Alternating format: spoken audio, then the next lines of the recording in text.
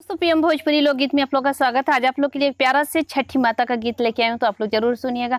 आवन मोरी अंगना ये छठी मैया, आवन मोरी अंगना ये छठी मैया, आवन मोरी अंगना ये छठी मैया। गैया के गोबरा से अंगना लिपैब, गैया के गोबरा से अंगना लिपैब, सजाइब तोहर बेदिया ए छठी मैया, सजाइब तोहर बेदिया ए छठी मैया, सजाइब तोहर बेदिया ए छठी मैया।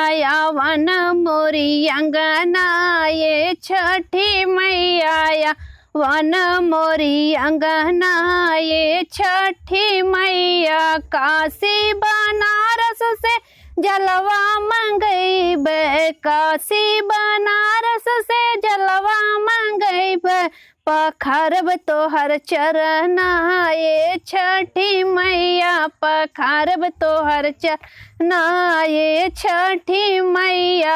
आवन मोरी अंगना ये छठी मैया, आवन मोरी अंगना ये छठी मैया। मलिया दो कनिया से फुलवा मंगैब, मलिया दो कनिया से फुलवा मंगैब, चढ़ाइब तोहर चरना ये छठी मैया, चढ़ाइब तोहर चरना ये छठी मैया।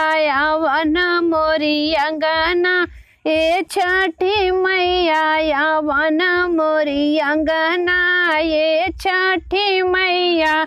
डोमवा दो कनिया से दौरा मंगैब, डोमवा दो कनिया से दौरा मंगैब, सजाइब तोहर बेदिया ये छठी मैया, सजाइब तोहर बेदिया ये छठी मैया, सजाइब तोहर बेदिया ये छठी मैया।